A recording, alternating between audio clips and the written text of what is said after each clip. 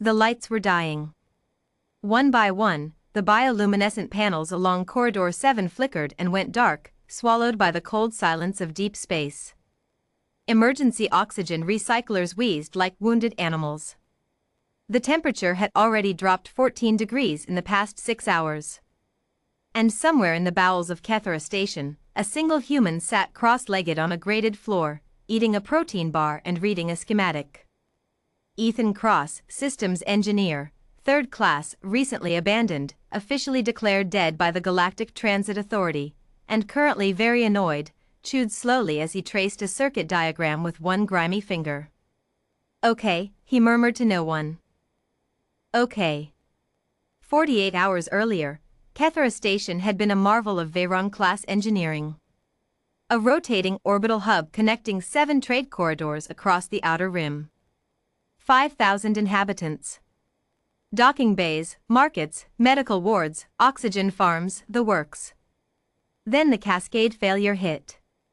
Nobody fully understood it yet, not even the station's chief engineer, Kale Veyron, a towering Drelhari with 4 arms, a reputation built over 60 years, and the singular distinction of having designed Kethera's core power systems himself. When the tertiary reactors started misfiring, Kale ordered a controlled evacuation. Standard protocol. The problem was the failure wasn't following standard protocol.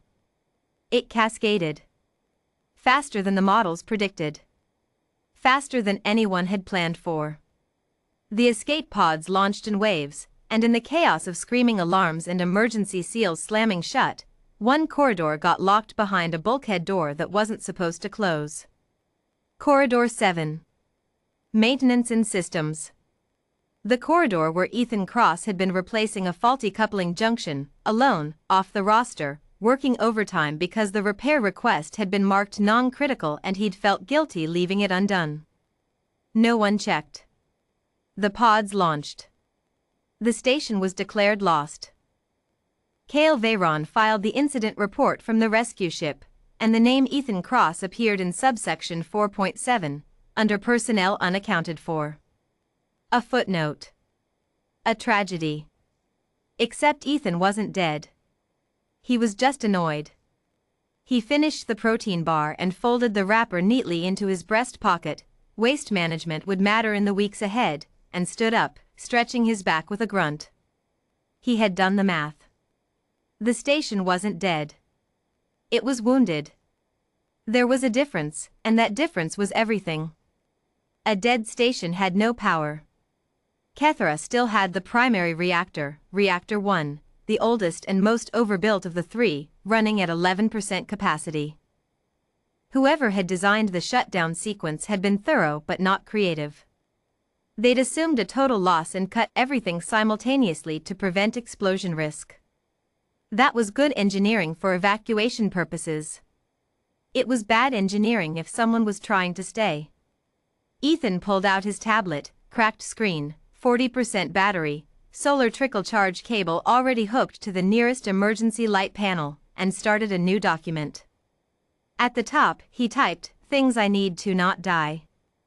Then, below it, methodically, "Things I can use to get them." He had been an engineer for 11 years.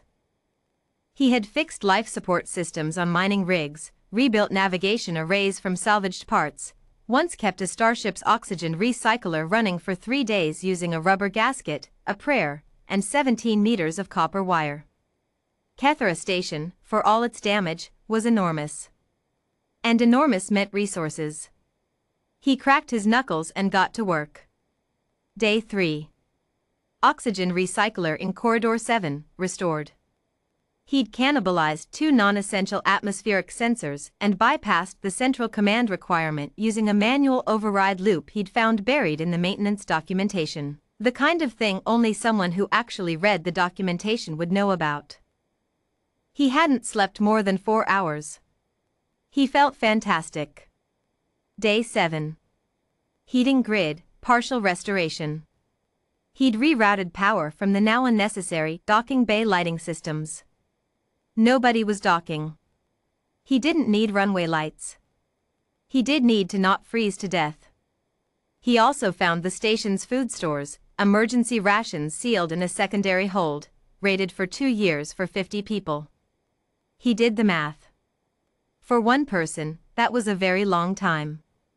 He started sleeping 8 hours. He made coffee from the emergency stores and drank it while studying Cale Veron's original design schematics, which were stored in the station's local archive. He said, looking at the tertiary reactor design. Oh, He found the flaw. The thing that had caused the cascade. It was subtle, a resonance feedback loop in the cooling array that only triggered under a very specific combination of load conditions. It had probably never appeared in any simulation because simulations were run under expected conditions. Space was not known for its cooperation with expectations.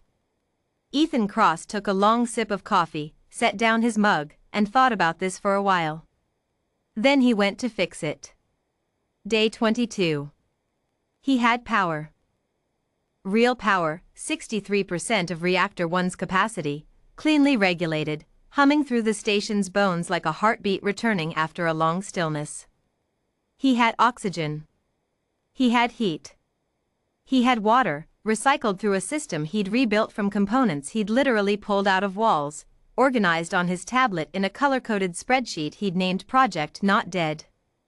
He had comms as weak, directional, but real. Enough to send a tight beam signal if he could calculate the right window and aim it at the right relay. He sent it. The rescue ship Ardent Reach received the signal 11 days later, routing through a relay station near the Kethra corridor.